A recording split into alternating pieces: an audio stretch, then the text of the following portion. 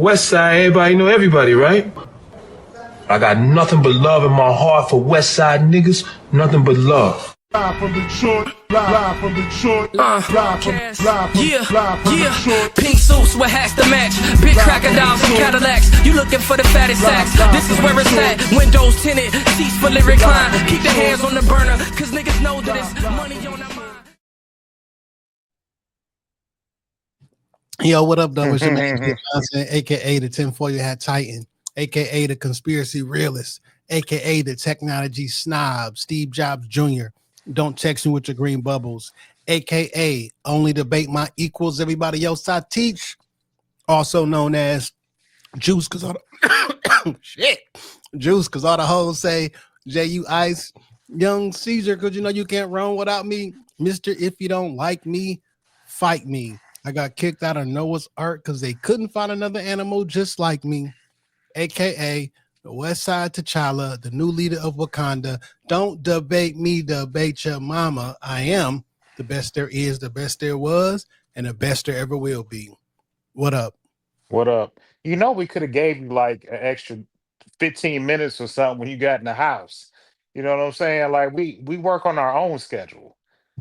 Hey man, I try to be as punctual as possible. I'm saying, but like we work on our own schedule. I mean, and we would have understood. We would have understood. So that's it. Yo, it's your man Dame going wild, the West Side landlord, Pride of PA, High Chief Dame, don't fuck around, the liquor store legend, the corner store conquistador, your mama's favorite Dame, and the David Ruffin of the Shop Talk Podcast, because you know who the fuck they came to see. Not you, Otis. There's no one better than these 4 letters. Thank God for Dame. And if you speaking on Dame, you better say it nice. And if you don't put the boss in the fucking front, you're not saying it right. Bitch, it is the honorable Judge Boss Dame and this bitch. All rise. I am a motherfucking black belt, and it's time for the Kumite. Let's go. Let's go. Yo, welcome back. Shop Talk Podcast, episode 457. On you hoes. It was good to see you for dinner last week, man. Man, great episode, man. Great episode. Got a lot of feedback, man. I did too. I liked it. Maybe that's a that we just keep it quiet. Quiet. So maybe we'll do that, you know. But if you do got a restaurant or something, like invite us out. We ain't asking for no discount. Just invite us out. I know Bravo got his joint downtown. But anybody else out there got a restaurant? Shit, invite us out. You know, let me come sample your wares. Let's eat, drink, and have a good conversation. Yeah, but I like regular stuff. I like fancy shit too. You feel me? But like, it ain't enough regular shit happening. Everybody, you know what I'm saying? Like when everything is fancy, it make fancy not fancy no more. Because Detroit fancy is different than like everywhere else. Like everybody is a celebrity in Detroit. Everything is. I'm pretty sure everybody in New York City probably think they special. Everybody in Atlanta everybody in LA probably think they're an actor and a comedian. You know what I'm saying? But like, you know how shit be at home. It'd be like real extra. It'd be a production. And everybody want to have a popping night. They want to, have the right people on the flyer, the right host, right DJ. There's got to be a vibe. It's up in here. Like it's different. It's different because you get that any night of the week here in Detroit. It don't come to like a special night or a weekend. Like niggas is turning up and that's what it takes the I don't know, not the competition, but like the pageantry away from it. If every day is a sunny day, what the fuck is a sunny day? Yeah, so I don't know. Like, I don't know. But shout out to the Garden of Olives. And when last time you been to Italy? Poor ass bitch. Poor ass bitch. I seen the other day you posted like, yo, I should go back and I had the day off, so I was like, man, I should just go do the lunch special, just by myself. I can polish off soup salad and breadsticks and be cool. And that shit ain't even $10. Give me that and a drink. And I'm talking like a soft drink, and I'm straight. I got $12.99 unlimited pasta. Nigga, I will never leave. I will wonder. never leave. I wonder how long that shit really worked before they be like, you cut off, my nigga. Because do you remember? It was downtown. I want to say a Detroit Seafood Market. I think it was the restaurant or Detroit Seafood. It was downtown. Fuck. I can't think of the club it was right next to. Fuck. Probably the seafood market because it Yeah, turned into a club and shit. yeah, but it was a seafood market. And they had one night all you can eat crab legs for like $40. But like you get that big cluster with the first one, and then everyone's subsequently they be trying to like wean you out. Then I remember going back one time with this chick, and it was like unlimited up to 2 plates. Well, bitch, that ain't unlimited. I don't eat that shit. So like, does it like taste good or like what it would taste like? It's sweet, it's buttery, Like it's outside of if you didn't put like the butter and shit on it, like what does like crab meat taste like? Or can you it's explain it? I don't know. That might not be some shit you can explain. yeah, the texture is just different than anything else, nigga. It's literally like butter. You know what I'm saying? Like the shit is rich. It's going to melt in your fucking mouth. Like so, like crab legs taste fucking delicious, I think delicious. I think that unlimited and all you can eat places, I think they win in the end. Because most people probably not eating more than 2.5 plates. Like if you got unlimited drinks, pasta, and bread, you can't eat them. That shit fill you up. Yeah. Like that first one is like, all right, bet. You eat that second one. After that second plate, you probably full. Now you may push it, right? Trying to do another half. If you eating three plates of pasta, like my nigga, are you training for something? Like you got to get your carbs in. Yeah. Like why are you doing that? Every Why? once in a while, there was like a all you can eat sushi or some places here, like in the Detroit metro area. I seen online and like they end up kicking the person out. They try to stay like 7 hours or some shit. Like it's always one person that like relax. Like, come on, I get You it. got your money's worth, my nigga. I mean, You said yes. all you can eat, and this is all you can eat. Get the fuck out. Like, Yeah, all you can eat for up to 2 hours, motherfucker. Not a whole Chrysler shift. You know what I found? It's a Chinese buffet in Livonia, and it's 1 ounce Sterling Heights that do hibachi, and it's a Chinese buffet. I'm gonna go. I'm gonna take myself to the buffet.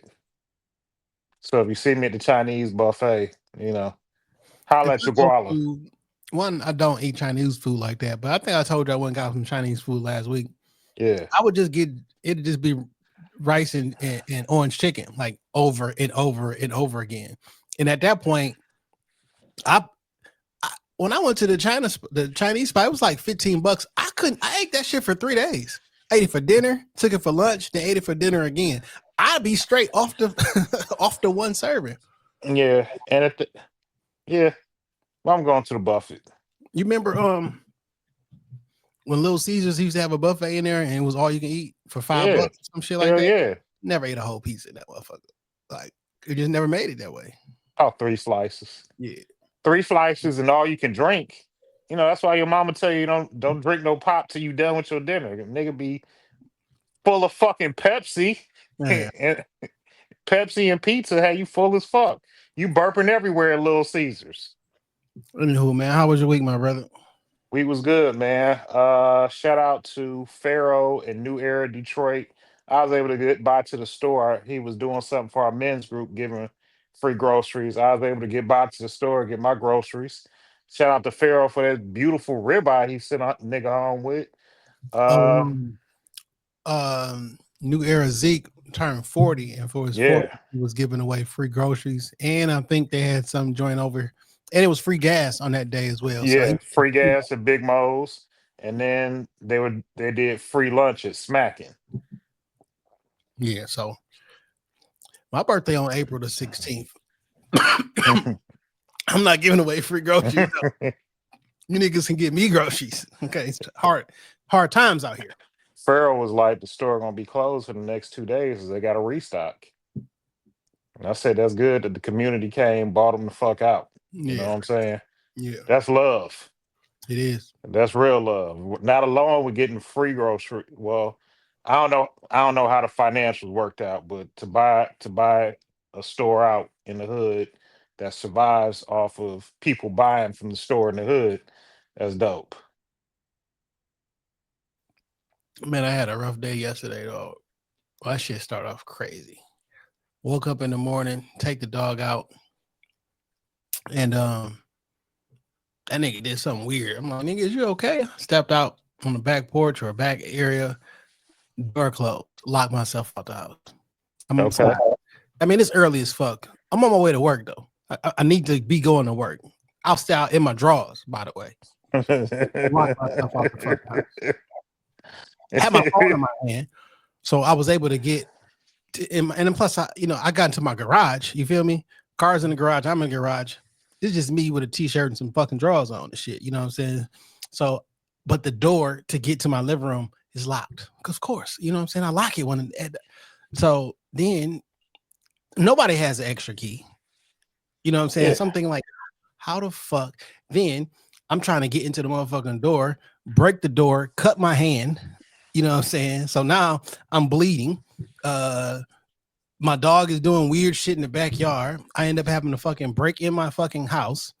Climb hard through was it? It was difficult, Okay. which was a good thing.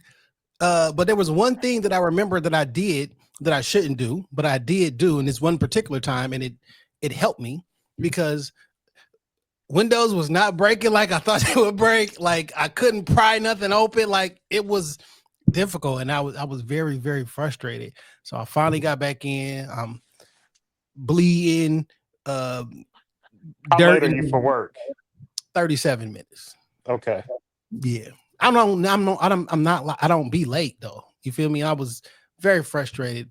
Then call ups at work, like it started off wild. So you know what? What can I do? You know what I'm saying? Like there's nothing I can do about this. Like I don't know why that happened, but I'm sure I avoided some tragedy. I'm pretty sure I avoided some tragedy, right? Maybe at the time that I'm normally on the freeway or on the street, maybe that something bad would have happened. I know God blocked it. Doesn't seem like it, but I'm pretty sure it was. But it was a wild time. I hate being locked out the house. In my brain, I'm like, one, I'm gonna give 3 people a spare key. Yeah. 2, I need to hide a spare key somewhere where, like, in my car at least, because I can always get in my car. Yeah. But yeah, it's been 5 years. And I haven't locked myself out of the house yet. Okay. If you want to entrust me with a spare, thank you. No. Okay. One, you're too far. And it would take you a long time to get over there. Fair enough. My dad stays 10 minutes away from me. Ashley, she stayed 1 minute away from me. You feel me? Like literally 1 minute. So like 100% you should have a key. You got my location. You know where I'm at. I've only met Ashley once. Is her personality kind of spicy? I don't know. It's hard to Y'all say. y'all friends. So I mean, you get a different. Do I have a spicy personality? You an acquired taste, motherfucker. A lot of people like to pause. Hey, anywho, man, we got a guest this week, man. I'm gonna go ahead and bring our guest in. We've done his show. This is the first time you've been on our show, right? I think we've done his show twice. Did we? At the TV studio. Shows. Yeah. And then at the Foundation Hotel. Yeah. All right, let's go ahead and bring in our mans and shit. Well, he's black. Cory, you still there, my brother? Maybe he walked away or something. I don't know. Well, he come back. We'll bring it back. He's still in here. Maybe got a phone call or something. But shout out to Mr. Laid Back Cory. Oh, there you go. All right. What's up, my brother? What's the deal? What's going on, man? This Mr. Laid Back Cory, man, the Love Seasons ambassador. You know what I'm saying? Y'all appreciate y'all for coming on my show. For the people Man, I that's thought you was watching the about to roll stream. out an intro, man. I'm like, I know you got an intro, No, man. no, I do got a classic. I kind of got a classic picture that I want to show the people. That throwback picture of me, you, and Dame that we did when y'all first came Great on. picture, man. Great picture. Yeah, Yeah, man. that was dope, man. Like I said, man. For the people that's watching, this is a great show, man. I got a show called the Pressful Conversation Podcast. Um, a lot of people have podcasts in Detroit and don't know what they're doing it for, but we'll get to that later. But but these two right here, they really inspired me to start doing the podcast, wrong, because I was offered to radio, but when when I clicked on Detroit podcast, Shop Talk was the first podcast I seen at the time. So, Okay. like I said, my podcast is about building people's brand and, you know what I'm saying, just hearing people conversation. You know what I'm saying? Like I said once before, I'm nosy. I want to know what's going on with you. You know what I'm saying? In a positive way. So, so that's why it's called the Press for Conversation Podcast. Well, what's going on with you guys, man? Hey man, just been living, podcasting, raising kids, trying to stay above the dirt. Blessed, Man, Work. black, highly favored. man. Tomorrow we got we down at an event. We hosting an event. Well, Tampon Palooza. yeah, This will be our third or fourth time I think it's hosting third, on it. third year. Because we did the 10th anniversary, that kind of throw the count off. This would be our Right. fourth. This would be like our fourth event with them at least. Quick. Mm. So shout out to Kim Brass Hole, Chris Mm. P, It Motor was on the City news this Peach. morning. Yeah, I saw a kid on the news. Saw a kid on the news, poloed out. He transitioned to that old nigga phase where he wear a polo all the time. But yeah, Might come shout in with out, some Adidas. hey man. But shout out to Kim Brass Hole. Will be at Mhm. Tampon Palooza. I believe it starts at 7. What time you gonna get there? About 8:30. Oh, okay. All right. You can Well, be there a little bit early. I got to work. you gotta Come work. back, I take the feel dog y'all. out, and then drive back. Okay. All right. Well, I'll be down there kicking it, having a good time, talking to people, shooting the shit. And yeah, it'll be a good ass time. Yeah, they got Wi-Fi down there. I'll reach out to Chris tonight. I'll find out. Because if so, I mean, we can broadcast live. Stream live. Yeah, And that's that always mean, a good time. yeah, because It's that mean always a good time. I don't gotta do no editing. Nigga, that shit live. It's on the internet right now. Like there is Right. no edit later. It's on, Yeah. You understand how easy that is? Like, man. this is Shop Talk. I mean, I've been gone for a while. I had to kind of like back off a little bit. I kind of had to, go and just, how you just have to just sometimes just I'm separate your stuff, I'm and stuff. glad you brought that up, brother, because we were supposed to do this long time while Yeah, back. we were. And Yeah, the we day were. we called you, it was like you had disappeared from the internet. And We I was didn't like, we couldn't find you. yeah, I was like, I hope he okay. I text you, but with nothing on your socials, we could not find you. So I was like, I just hope he good. And then when I seen you kind of like start to pop back up, I knew you were straight, but I wanted to make sure that we made good on the visit. So Oh yeah, like I said, I just had to back away from sometimes so I can get myself situated, get myself my mind right so I can, make sure I focus on what I'm supposed to be focused on. So now I'm back and back going. But I'm glad you guys are how can I say this? Y'all are very solid because it's a lot of podcasters out there. They be want to collaborate, they be want to do certain things, and I'm like, they do it for the wrong reasons. And you'll have somebody come on your show, and then like say for instance, when you want to go on their show, it's a different scenario. They be like, "Nah, I ain't got no business right." I'm like, "Dang, like, what was your purpose of coming on my platform if I can't come on yours? Is this that? It's odd." And I'm like, you know what? Some of these and podcasters in Detroit, I just don't deal with. I and just man, don't. I mean, they cool, but as far people as that people done did the weird dance with us too. And it's just man, like it's just part of what happens. Like and the shit about it, like not to sound cocky and nothing, but like me and Jay be so cool with shit. It's like you don't even have to do the weird game with us. Like Right. That's what you don't have to have shit going on. You don't have to, try and figure out certain like just holler at us. Like So, like I remember a few it years doesn't need back, to be an alternate agenda. a few years back when you first reached out, it was like, yo, how much it costs to be on there? I'm like, fam, we're not charging nobody to be on no podcast. I don't want no money.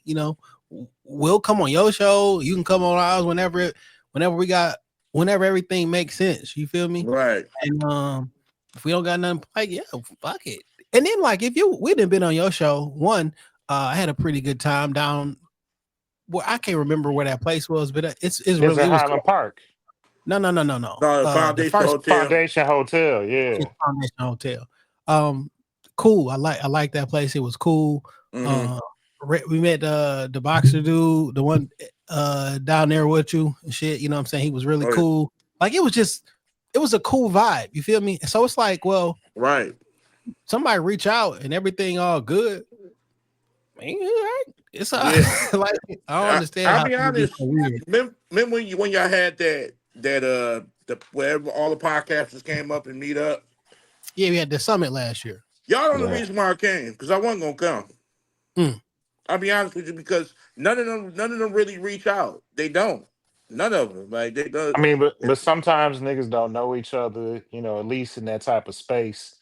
You can put a name with a face and hopefully make some type of connection with somebody.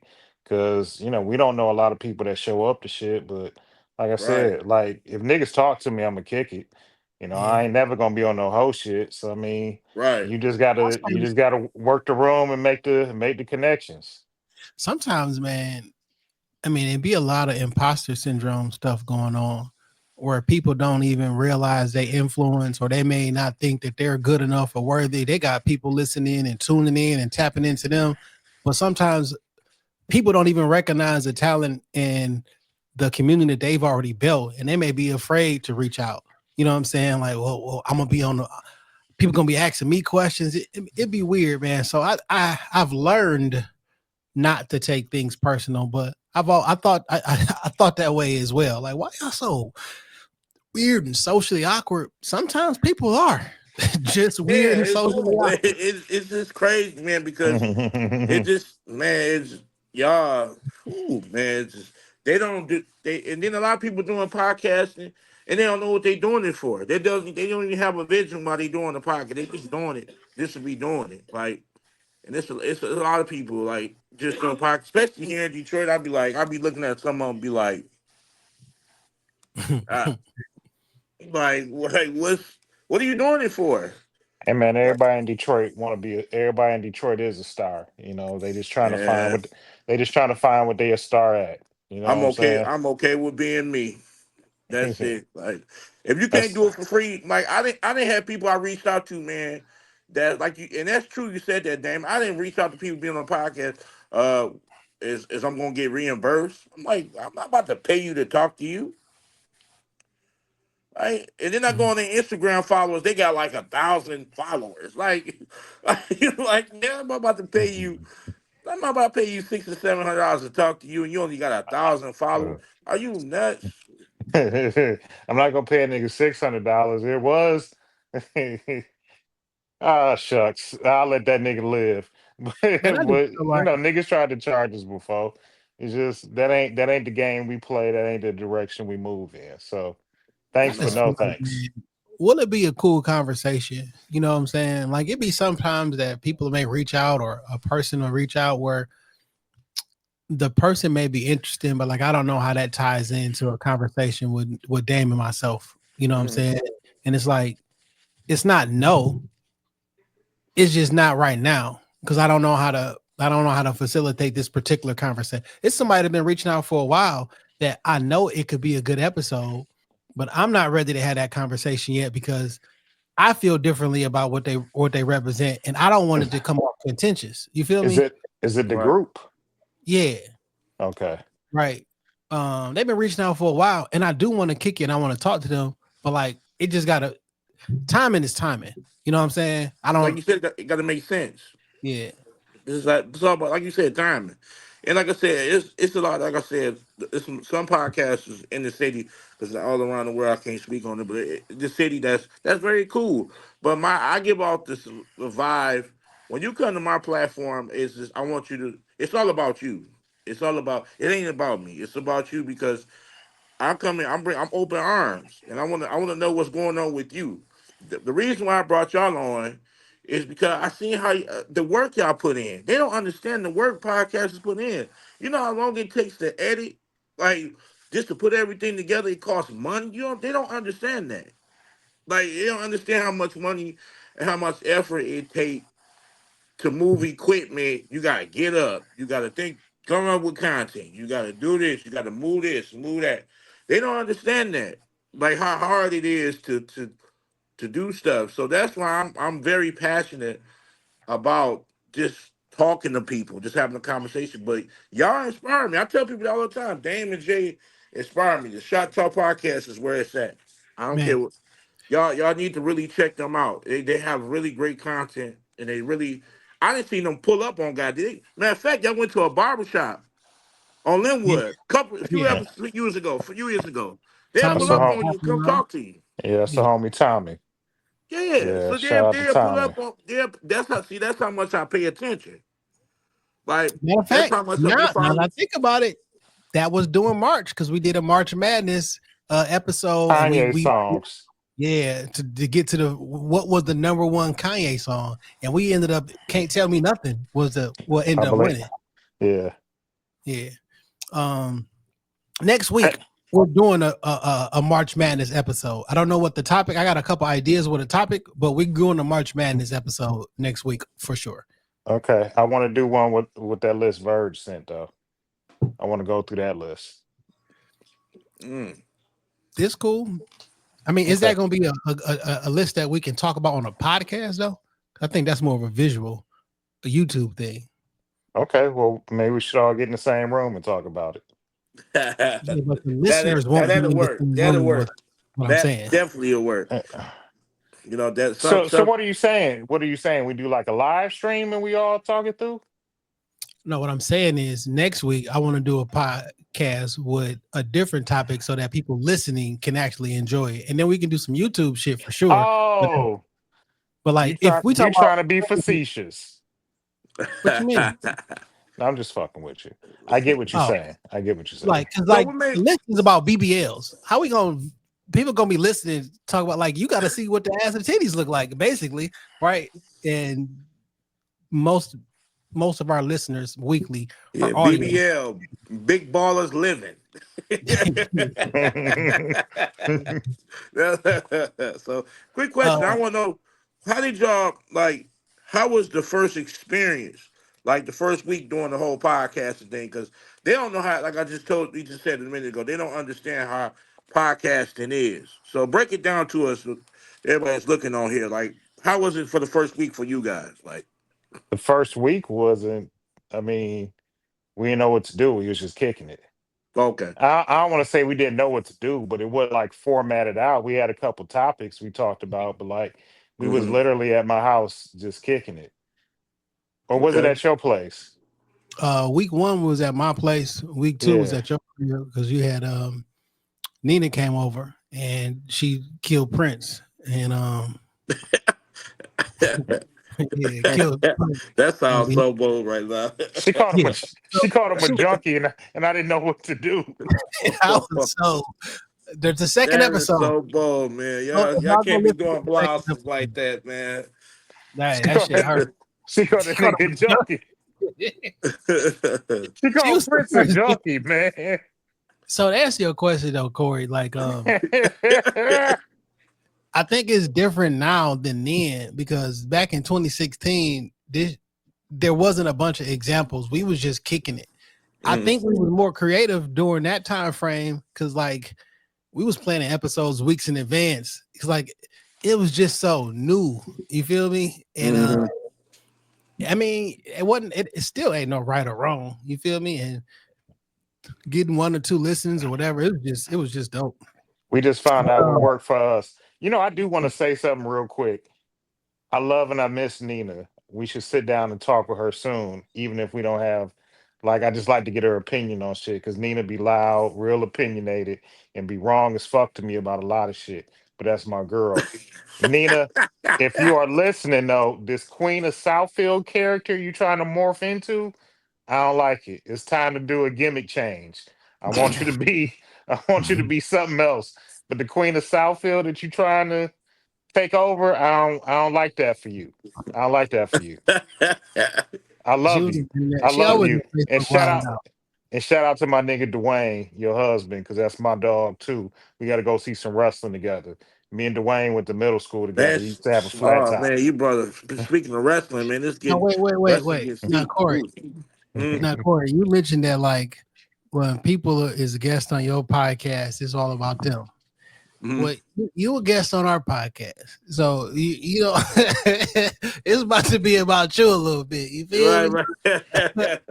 You Also, know, y'all the only ones that really invited me though. So I got y'all. This is the first podcast. No. Let me stop lying. The other podcast invited me too, but y'all the first ones that actually like reached out. You know what I'm saying? The other ones they reached out, but not before y'all. So yeah. I appreciate That's that. what's up. You said we inspired you to get into podcasting, Mhm. right? And you Yeah. searched, and the first one you came up with was Shop Talk. But like, what initiated the search in the first place? Um, I wanted to know what podcasting was all about. So only way I could find out what podcasts are about, I had to find out who's hot, who's doing it in Detroit, in the city right here. And when I clicked on podcast Detroit hashtag on Instagram, boom, y'all popped up first. Said Shop Talk. So I clicked on there and I started seeing the consistency that y'all was doing. That's the first thing I was looking at. The consistency, where y'all started at from day one to now, and how I see how the vision was that y'all had for the platform. So at first, I'm like, you know what? When I get my thing going, I'm gonna reach out to them to come on, see if they can come on my platform. But I was afraid to because I thought y'all was gonna say, "Hey, we gonna charge this amount of money. We gonna do this. We gonna do this and that." So I was kind of afraid to reach out to y'all at first. So I reached out to you first, Jay. I'm like, okay, and then I'm reaching out to Dame, and it was just from there. It was the love was just tight, like y'all just it was a breeze. And I was like, you know what, this is something special. But y'all was the first person. Y'all, that's how I got inspired to look it up. I wanted to look at who was hot in the city first, as far as Yeah. podcasts. So like me and Dame, we kick it. You know what I'm saying? We're not an interview show per se, but we do have interviews and we do have conversations with people. Like you Mm-hmm. took it a different route. So we don't do the same type of shows. You interview people, and I mean you going by the interview guy at this current Yeah, moment. that's right. That's right. That's Right. So right. you do interviews and you try to get to your point. You nosy. You want to know more. Like Oh man. I want to know a whole lot, and that's like a thing. I love talking to people. I love having great conversation. I love seeing what people was doing and see how. I don't care about interviewing famous people. This is about the underground people because they got more story to tell. You know what I'm saying? The famous people, of course they're gonna say they came from nothing, but we don't know that because they're already famous already. I want the people who's coming up and who's coming. Like the best person I had on there besides y'all is Detroit Diamond. And Detroit Diamond she's coming, she's up and coming, and she's like right there. But now I can sit back and say, dang, I remember when she was just starting, I got a chance to interview her before she got to Yay, where she was at Nay. You know what I'm you know saying? what's So so interesting? mhm, I did see Detroit Diamond on your pod for sure. mhm. Um, and I seen them all. I seen her multiple times on Shad versus Everybody. I think she may Yeah. have been on Shad pod. That may like three or four times or whatever. Yeah, But like shout out to Shade. That's before shout out to them Shard. They're pretty cool. Shout out to them. Yeah, that's the before homies. You for the sure. Netflix everything, like I did 100% found them on in them two pods. So when everybody pop from Netflix and want to go search Detroit Diamond, guess who's gonna pop up? Shad Yeah, versus Everybody and you. You feel sure. me? For sure. But like I said, is especially when I interview y'all, I wanted to know what was y'all background because y'all came a long way.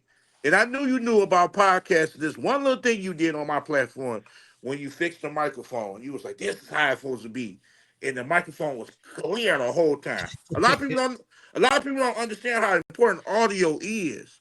Yeah, for sure. Your camera could be dookie, but if your audio bad, they gonna turn it off. Matter of fact, I'm glad you say that. Dan, did you get that cord? No, I just ordered it, dog. I ain't even gonna lie to you. I just ordered that That's how shit we get. today. That's how we get the best audio, my friend. I know. I just ordered that shit today. He's just I ain't even gonna lie to you, G. I That's how wasn't we get the best audio. By the I way, wasn't thinking about it because like last week we went to Olive Garden. I know you sent it to me the week before.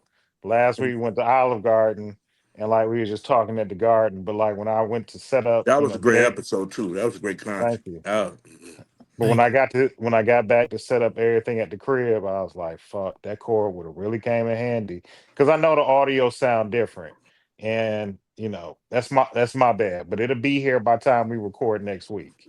If Yeah, that for gives sure. you, but we gonna all, yeah, never mind. But that's my bad. That's my bad. Um, so you had a boy Nick on there too. You feel me? Ooh, yeah. Nick came on there twice. The second episode was very good. The second one, because I got a chance to pinpoint and ask them. See, I like to ask questions to make them think. I don't like to ask basic Mm, questions. You know, people ask, "How you doing today?" No, what's going on today? What did you do today? What was your thinking process when you woke up in the morning? What was you thinking about Uh, before you reached bedtime? Like, I want to know uh, what's going on. Like, I, I I make them love think. I love Nick. That nigga cool as a fan all day. yeah, Very, for sure. very. And you know, I you don't. got a great I episode if somebody stick around after the episode is over with. and I Sit there don't and want talk. to. I don't want to say like I don't want this to come off like no type of way. Go Like ahead. that's not. It's not a character that he play. Like he just always fucking cool as hell. Always, man. Nick Him and Varsity Nelson cool, man. cousins. It's something. Yeah. It's something. It's something that they because I don't, my nigga Nelson always be even and cool as hell. Yeah, I'll be honest, man. The couple of episodes we did with Nick, man, those was really good. And after the mics turned off, we sat there kicking it for, what I'm saying, man. for another He, hour and a half. he Yeah. sat he sat there with me, man, for almost 2 hours. We was just sitting there chopping it up, and that lets me know that the episode was brilliant, just like y'all did. When we got done, we sat down. Y'all had to leave quick because I think y'all had, y'all got jobs and stuff, so y'all had to hurry up back home. But y'all sat there and y'all really, you could tell the episode it was a classic. I watched that episode a few times. You Yeah. know, Nick the homie. Nick the homie. uh, So besides Detroit Diamond, mhm. like give us what was one of your favorite interviews? Ooh, man, I did a whole lot of news. Uh, Yo, God, God dang, because I'm like 80. Ooh, that's a great question. Oh, Jay Nilly. okay. Jay I Uh, saw pro- Jay I saw, I Jay, saw Jay Jamie Nilly. on there. Jay Nilly was one of them. Who else? Because I'd had some people on there. I'd be like, you know what, they cool, but I'd be like, I Honestly though, man, mm, for you didn't had a whole bunch of named people around here on your show, like mm-hmm. more so than any other pod. So I know you may be, may look like, you may feel like people wasn't messing with you, but when you look at how everybody that you've had on your pod, somebody might be like, yo, who is this guy and how do he get access to all these people? That's 'Cause crazy. Yeah, yeah, the yeah. thing Because is, even though you said you was afraid to reach out to us, you still did. And a lot of people probably want them other people on their pod, but you got something that they don't have, and that's that your fear block has been removed. You reached out to all them people, I'm assuming, and they said, man, yes. I started off in my homeboy Jabbar's basement. I started off. I didn't even have no guests. I had one guy, and I was just down there. I remember I bought my queen helped me buy the bundle. My wife helped me buy the bundle from. I had a bundle podcast bundle from Guitar Center. yeah. So she was like, "What you gonna do with it?" And I was like, "I don't know." She's like, I don't want to buy nothing that just collect dust." I'm like, "No, I'm about to use this." So I was playing with it the whole week, and I was like, "You know what? This is what I'm about to do. I'm about to straight up just start interviewing people. And at the time, I was going to Specs Howard. So I was already going for radio and broadcasting. So, but I had to stop doing it for a while because my grades were slipping. So, but I never knew it was, when I found the Foundation Hotel, that really opened up. But I started interviewing boxers first. Yeah. Since I was in the boxing. That's where I started first. And then I started just branching out. And then I reached out, like I said, I reached out to y'all. I was nervous though, because people be like, they want to pay that money, you know what I'm saying? And I'm like, when I went to y'all, the summit, y'all was like, I ain't paying nobody shit. Like, to hear y'all say that, I was like, you know what? I mean, I guess it depends, right? Like if Mike Epps like, y'all do y'all pod, it'd be $200. I'd probably give Mike Epps $200, even though his fee would probably be thousands of dollars. If Mike was like, yeah, $200, I'd do it. I'm probably giving $200. Like, get the fuck out of here. I'm 100%. But like, other than that, it just gotta make sense.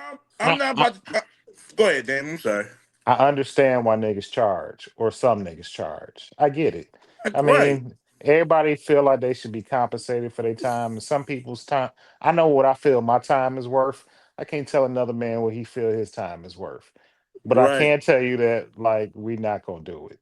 But I appreciate the conversation. My bad. I appreciate the conversation, and it does let me know that, like you said, niggas are really accessible. All you kind of got to do is reach out. Like, it's really 6 degrees of separation in Detroit, especially like when you're around our age. If I can't reach you in a phone call, give me a couple calls, and I can figure out who the fuck you are and where you at. So I mean, No, that's right, man.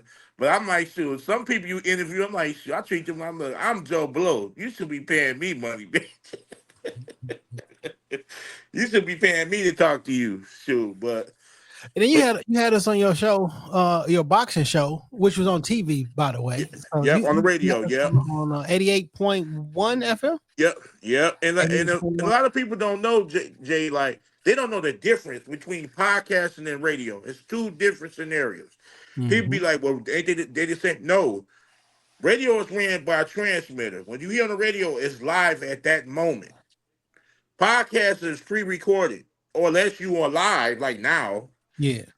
But they don't understand the difference between podcast and the radio. Yes, podcast might seem like it's hot, but radio will always be hotter. Because if social media dies, the radio still is going. So I be telling people that podcasts will never outdo radio. It might be doing now because you have accessibles and streaming services, but if all that was to shut down, radio's still going because it's ran by a worldly transmitter. Also, like, I know people don't listen to the radio as much as they used to, but you probably hear the radio every day. Yeah. Whether you sit there and listen for hours, when you get in your car or whatever, you probably hear the radio. Radio ain't going nowhere. Like, it's not going nowhere. Is it around as the same? No, you had a lot of different options. And then a lot of people would just be listening to the radio on their cell phone. Like, niggas listen to the Breakfast Club everywhere. Niggas listen to Hot 97 everywhere. Sometimes I listen to Power 106 out in LA. Like, right. Radio is still radio. You know, everybody will judge you based upon this shit ain't on the radio. Yeah, like, man, you'll be surprised. And if radio didn't matter, then you would not be trying to get a hot single on the radio for you rappers and singers. Right.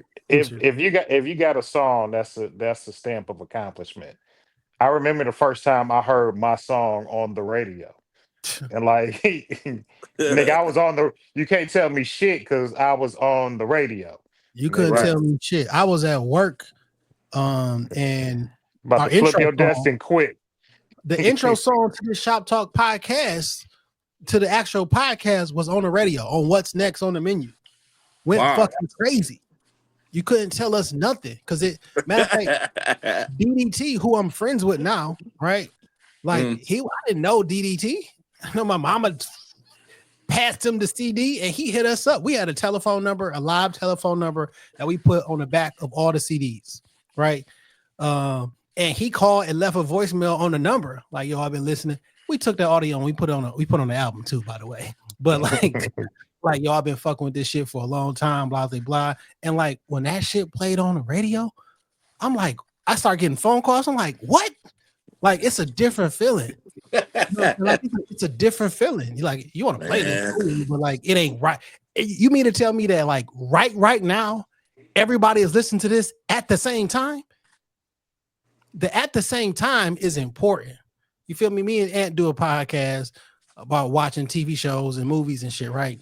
So like when there's a really good TV show on and on Twitter or the timeline is watching it at the same time and everybody is tweeting about it, or if it's the Emmys or if it's a show, like it's something different about something going on, everybody doing it at the same time.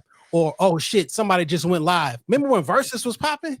It was happening like right there, everybody looking at the same time. It's like, yo, did you it's a feeling. And Right. To me, podcasting now is like, you know, how everybody in the 90s wanted to play basketball, everybody wanted to be a rapper, and now everybody want to do a podcast. It's a trend, then, man. Like, I done had some guys.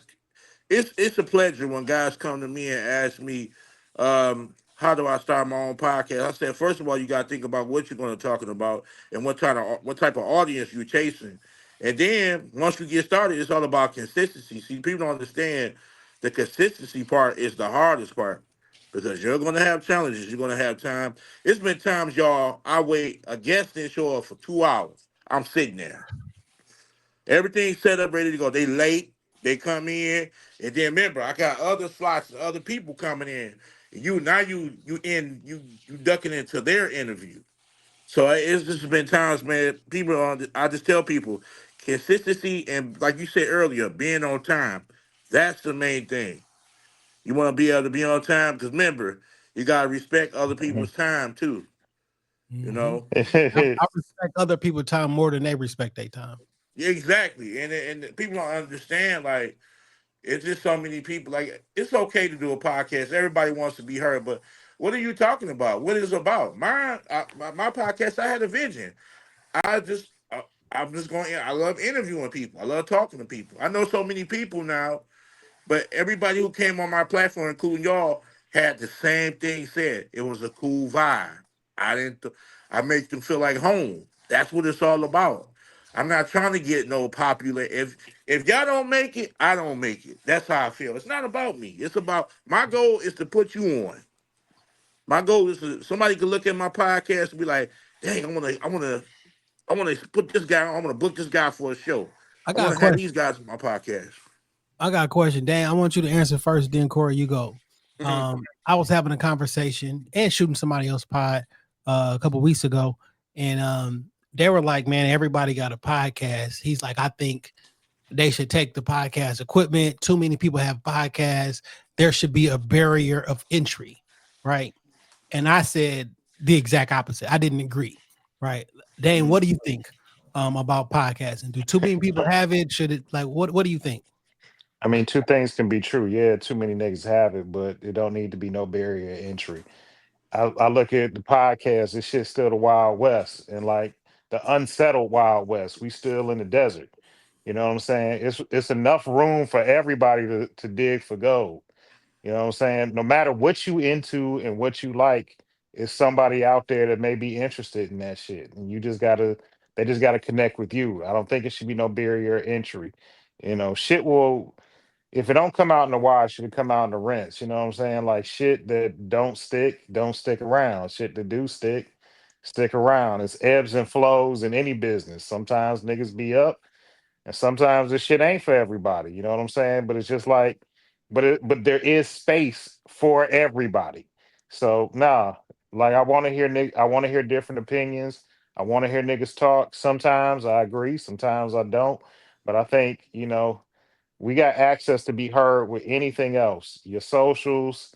I mean, niggas get a whole life story on Facebook. So I know more about y'all niggas' families than I probably should know. So I mean, you know, talk your shit. There's room for everybody to talk their shit. What about you, Cory? Um, Podcast. I don't think. I mean, it like Dame said, everybody does it. It's everybody, but podcast gave a lot of people a chance to voice their opinion, to have a voice. But my thing is, because no matter what you take, I mean, like, it's room for everybody to do it. But it doesn't make sense to do it, and you don't know what you're doing it for. Like, it doesn't make sense. Like, it's just don't. Like, what are you trying to get at? Some people thinking they gonna make money doing podcasts. You're gonna spend way more money than what you put into it. You're gonna dish out way more money than what you put into it. I'm telling you right now. I'm telling you. It's So not what people here are my think it thoughts. is. So here go my thoughts.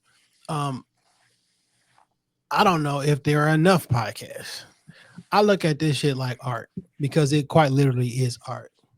I would never tell somebody, man, there's way too many paper and pencils out here. That picture don't even look good. Would you tell you? Right. You know what I'm saying? Like, you wouldn't say, yo, that painting don't look good. There's too many paintings like this. You shouldn't be. You a street photographer? How many times people then took a picture of the Detroit skyline? You shouldn't take pictures of the Detroit skyline no more. I was like, wait, what? Like, you ain't gonna make no money taking a picture of the Detroit skyline? Man, this is my art. Like, how are you gonna tell me that my art not good enough? But that's the whole thing with art. You put it out there to the world, people judge it. If one person come up to you and be like, man, I listened to that pod, man, I just needed that on this one particular day. Or this one particular view, whatever. What if your podcast, in the history of your podcast, you have 1,000 listens, right? You've been doing this shit for 5 years, and you've accumulated only 1,000 listens in 5 years, and you drop every day or you drop every week or whatever. 1,000 people came. Like, I know it ain't the same, but like, how many people bought your painting? Like, how many people like? You can't sing like fucking Whitney Houston. Why would you sing that song? Because singing brings me joy. Exactly. Because painting brings me joy. Because I like taking pictures or whatever. I've never seen somebody say, man, we got too many writers, too many poems out here, too many people giving a political take inside of a magazine. No, man. Like, I'm not about qualming speech. And what people don't understand is, once you are addicted to podcasts, right, listening, your podcast is 1 hour and you drop it weekly. There's 24 hours in a day, my nigga. I want to hear something else. I work at a 4x10 and I drive trucks. Your podcast is 1 hour. I want to hear something else. Like, there's a lot of content to be consumed. We live in a metro area where we got a lot of plants. We got a lot of suppliers. We got a lot of Amazon workers. We got a lot of Uber drivers and all that. Like, they want to listen to something, and they listening to YouTube content or podcast content. I hear people say right now that hip hop music is in the worst state ever. And I'm like, boy, this is the best time for music, because there are so many people doing good quality music that you may not know about, but it's out there. If you only want to hear bars, there's a nigga uploading bars every day. Right. It's your responsibility to go find it. And you have a right to listen to what you want to listen to. Yeah. And once you have variety, like you said, varieties is key. But I know what I want to listen to, and I'm cool. Like, I want to listen to people who you could tell that put process and skill into, just like how you guys do it. Y'all put process and thought in creation. You ain't just putting it out there to be putting it out there. You really care about your project. You know what I'm saying? This is not a hobby to you. This is something that, you know what I'm saying, you guys take serious. And like, that's why I like it. Like, the person said, like, what people doing with their podcast ain't what Joe Budden doing with their podcast, or ain't what inside of the person here. And I'm like, man, I get you, right? But why is you learn about other people? I know there's thousands of people that tune in to Shop Talk Podcast weekly, monthly, or whatever, right? Right. But if you put our numbers up to Joe Budden podcast, we not numbers. Why every measurable statistic, they be like, "Why you doing this shit?" Because you never gonna be that. Well, you don't. Basquiat wasn't Basquiat until he died. Like, my thing is, you can't compare. Joe Budden was already known before he did the podcast, so he had help. Joe Budden was already a star, but these people were celebrities before they even made a podcast, so they already known. They already in the door. They're not starting from the ground up like we are. They get football players doing podcasts right now. They got a million subscribers because they known. Yeah, they already established. being known. So a lot of niggas, a lot of basketball players, ex-NFL players who start them podcasts and don't nobody show up. Yeah, that's true. That's true. Grand It's based opening, upon, grand closing. man, it's based upon what type of content. Like I said, who you have on there, and what you talking about. Like you said, Yeah. and what people really need to listen to, because there's a lot of basketball players. Jeff Teague, he the hot in podcasting now. Jeff T. Gilbert Arenas. So That's a funny. Jeff Teague is a funny storytelling nigga. see what That's I'm saying? Like Jeff yeah. T got it. You feel me? Like he got it. Like he is really, really good. Podcasting. He has good personality. He got good thoughts and opinions, and he's a great storyteller. And he'd be wild shit like, I didn't know this nigga was this crazy. Like Jeff T got it. You feel me? Exactly. Now they do their daily talk show, sports show. Like, and I agree with you on that 100%, Jay. But people have to stop comparing their podcast and your podcast and my podcast to them. They already celebrities in the door. I'm thinking about my podcast getting it up out the mud. I'm thinking about who life can I change when I bring them on the podcast. Who can I put on and support? But the reason why podcasting is so hard here in the city, because most of the people think of it as a competition. It's not a competition. I don't have time to keep competing with you. I'm trying to put somebody on to put somebody else on.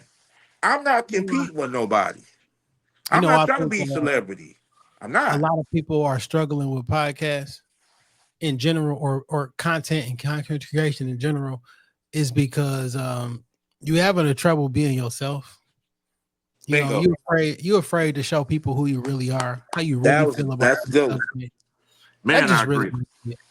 Like, either you too PC, or like you trying to come off meaner than what you really mean. Like you just got to be yourself. You feel me?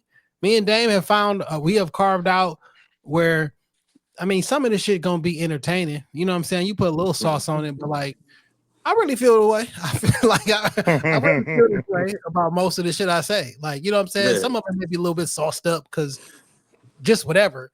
But like, I ain't just on this motherfucker. I'm not lying. You feel me? I'm not lying. Like, I really do be feeling this way about a lot of shit. You feel me? And like, sometimes that work for you, sometimes it don't. But like, it is what it is. You know what I'm saying? What's identity?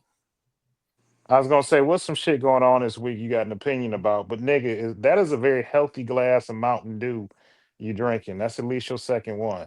I want you to drink some water after that. I'm drinking water all day. I'm just saying, after 2 healthy glasses of Mountain Dew, I think you just need a little bit of water to, help Thanks. you. You're welcome. You're welcome. That's a lot of sugar in there. Cory, I do want to get your opinion on some boxing shit this week. You feel me? Oh man, I want to get your opinion. You know who Aki is? Aki, yeah. I follow lots of boxing pages, right? Oh yeah. Aki, he posted something today, and he had a conversation, and I want to get both of y'all opinion. But the opinion was because Gabe Rosado was going back and forth with Devin Haney and Bill, and Gabe Rosado was saying that Devin Haney is one of many, and Gabe Rosado was one of one. People will always remember Gabe Rosado. No one will ever remember Devin Haney. Insane. But Ike was basically saying it's interesting. Black fighters not only have to win, they have to win big. And Mexican fighters, all they got to do is you get praised for losing a fight. You get praised for beating up. Any non-black fighter, you don't got to win. You just got to show up. Arturo Gotti got beat the fuck up so many times over and over and over again.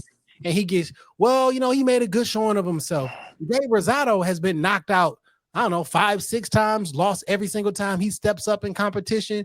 But like, he is praised. Mexican fighters, they be like, oh, he's a Mexican fighter. He'll just throw a bunch of punches, don't have any kind of skill. He'll just get beat the fuck up. But for a black fighter, you can't just win.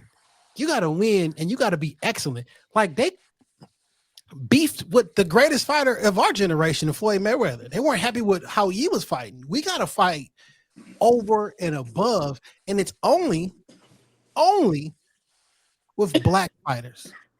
And the racism, because that's what it is, that's in boxing, because boxing is rooted in tribalism, race, and like Mexicans fight and watch politics, white fight. Like it just is what it is. It's a simulation of war. You feel me? So like, but black fighters have always gotten the short end of the stick. Specifically, I want to know your thoughts and opinion. I've never seen this happen before. Well, the best fighters always came from the Midwest anyway, and the most of them were black. But if you notice Floyd Mayweather's career, he fought a lot of Mexicans, and I'm gonna tell you why that was so smart. Mexicans gonna come out and support their kind. So when you fight a bunch of Mexicans, they're gonna come. Your goal is to pack the stadium out. Don't care who it is or what's going on. Your job is to put asses in seats. And I'm going to fight a Mexican. You know why? Because Mexicans is going to come not only to support them, but they're going to come watch me fight too. Because racial pride is a part of boxing. Basically. It's built in. When the Puerto Ricans fight Mexicans, when Tito and De La Hoya fight, that is a thing. Man, like, be packed out. When Ricky Hatton, all the people from England come all over for the pride of England. Right. When the people in Australia fight, like the Aussie, like it is I'm not telling you it's racist as in like we don't like, well, the business of boxing is racist for sure. But like the fans, they fight for who look like them except black fighters. Blacks, we shit on each other no matter what. I don't know why. It is what it is. But like the black fighters, you're never good enough. If you boxing, you scared to get hit. If you in there just banging, you're not smart enough to stay on the outside. Like, right. It's a lose-lose situation. Here's one of my current biggest problems. Devin Haney and Ryan Garcia. Ryan Garcia did not make weight for the fight at all. Flew some people in. He's 15 pounds above weight 3 days out from the fight. Flew some people in, took some banned substances just to make weight and gave himself an unfair advantage. Fought against Devin Haney, dropped Devin Haney 3 times. Ring Magazine, Dan Raffel, and one of the judges still had it a draw. Dan Raphael, he's right. Dan Raphael is. We'll talk about him another time. You dropped me 3 times, and it was still a split decision. Some people had him winning, some people called it a draw. And Devin Haney is the one that's getting talked about, and he's the villain. Like I may wait. I didn't say that fuck all niggers and Muslims, because that's what that's what Ryan Garcia said on his he said we got to kill all these niggers, hard ER, and Muslims, right? He said this leading up to the fight, but for some reason Devin Haney is the villain and he's the bad guy, and Ryan Garcia is being praised. You know what? We got to get rid of all these niggers. He did say that. And Muslims. But he get praised, and you got people saying, yo, I can't believe Devin Haney sued him. He a hoe. Nigga, you cheated me. Well, I'm going to put you like this. I'm going to say why Devin Haney is the villain. Not for that. And I'm going to break it down to you why he's the villain. Because if you notice, Javante, see, it's all about who you have around you. You need the right type. And I blame Devin Haney's daddy because he didn't talk about so many people. And he didn't put himself. I mean, I get it. Bill Haney is very opinionated, and he has a right to speak his mind. But when Tank fought Ryan, he had people around him that was smart. First of all, he knew Ryan Garcia was going to come overweight, so he had in the contract they had a weight agreement. that he couldn't go over the weight. Now, why Devin Haney should have had that same thing because he was the A side. He was the champion at the time. He had the title. Why you didn't put in the contract that he only could go over so many amount of pounds or so many amount of weight? You know why? Weight. Because Devin Haney will fight anybody. See, but that's the thing. You got to be smart, you know. Devin Haney will fight anybody in any weight class. I went over to Australia and took the belt and fought over there twice. But right? guess so what? We support. I thought we praised because Devin Haney don't even talk shit. He not an aggressor. He don't. But they put too much. He put too much on him. Like they let him develop. Like they just talking about he the next Floyd Mayweather and all this. But they understand. And Floyd Senior said when boxing, right? When boxing is, they have to understand. At the end of the day, you'll fight anybody, but it's still a business. You got to look at it as a business mindset. You want to make sure you want to have longevity. You don't need to. Of course, the fighter's job is to fight, but your team around you is supposed to be responsible enough to say, "Hey, we're not gonna fight this guy right now until the contract is right." I'm not. Of course, your job is to say you want to fight anybody, but no, I'm only gonna fight when it makes sense. That's like, for instance, what about that makes Devin Haney the villain? What make him the villain is not the fact that he sued. He sued. I don't think he should have sued for that because it's a combat sport. Y'all signed a contract already, and the dude just got suspended, and you already got money that from him missing weight. He already got paid missing weight, and the boy got suspended, and your zero went back. Your undefeated record went back. But Devin Haney with that lawsuit forced a rematch. Guess who admitted that today? Ryan Garcia today admitted Devin Haney forced the rematch. Yeah, which he has the right to. So think about this. I'm an undefeated fighter. Mm-hmm. First champ, the youngest champion, the youngest undisputed, 4 belts. Right in the same. No one has done this before. I got in the 5 weight class, 5 belt era. I got them all the undefeated, the whole 9 yards. I just defended I went over across the pond to Australia, won the belt, and did the rematch. Then I fought the boogeyman, aka Noma, right? Loma, whatever. Fought the boogeyman. Then I fight Ryan Garcia. I fought Ryan Garcia 6 times already. In amateurs, right. They know each other, I bust my tail to make weight.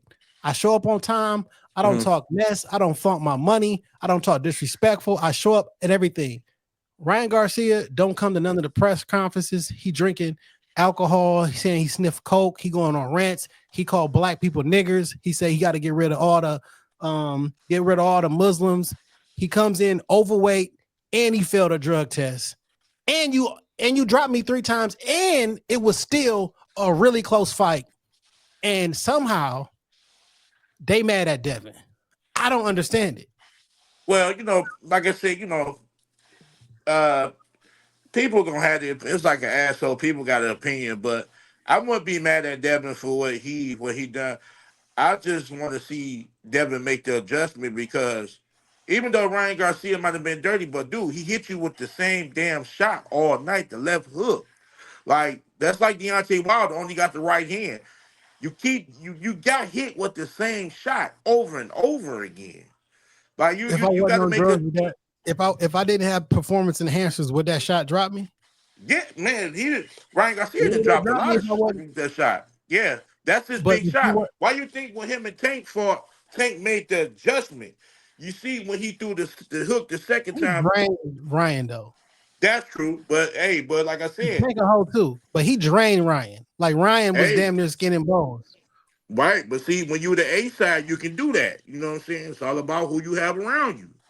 But from the fan standpoint of view, I'm trying to figure out because as of right now, Devin like the most hated person in boxing, and other boxers. I don't know why that's stupid. I don't know why they hate him so much. That's stupid. And it's crazy to me, as if we don't know all boxing cheating. Jay, I would figure that you would apply your theory to it that like niggas associate with losers, like they don't know how to be winners. No, for real, They I've do. heard this nigga say that shit before. Like niggas root for the underdogs because they can more see themselves as an underdog than as a fucking winner, and that's just the shit with Devin Haney. Like he just come in, do what he got to do, and leave. He's a winner, and niggas is some. Everybody He's a want to winner. be a winner, but when you get to be a winner, then everybody has a disdain and a hate for you. Peep this. They don't like Bill Haney. Do anything say anything about Teofimo Lopez father?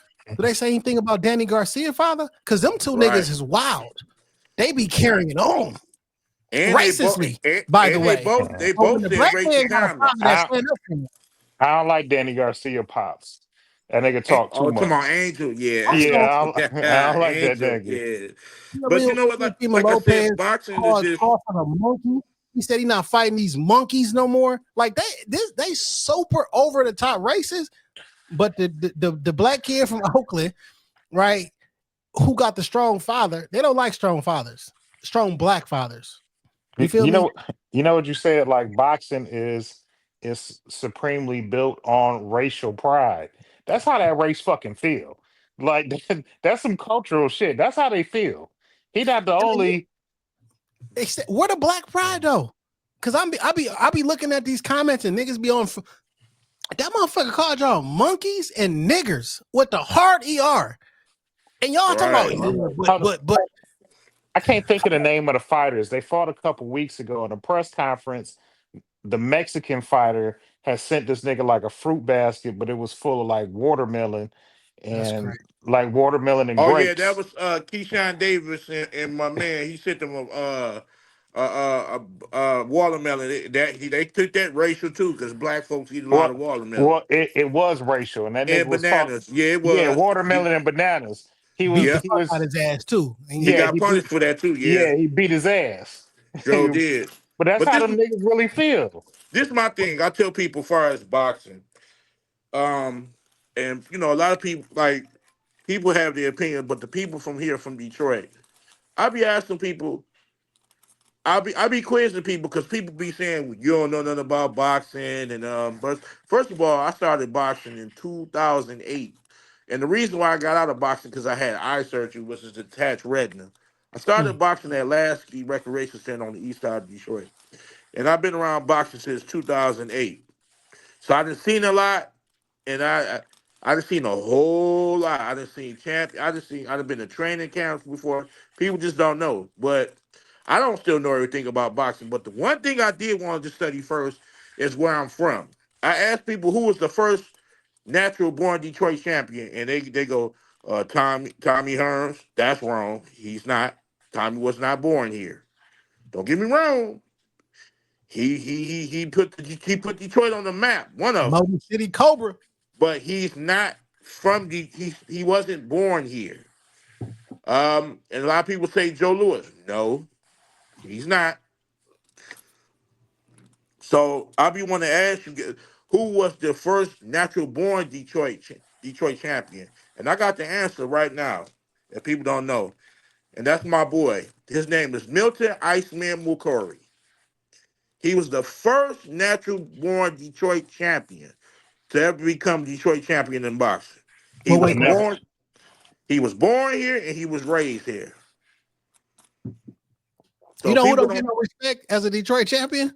who Obakar. yes, yeah. I named them all, man. I named them all. Jimmy Paul. A lot of people don't even know the history in their own dang own city, but they know boxing, right? How you don't know about the people in your own city, man?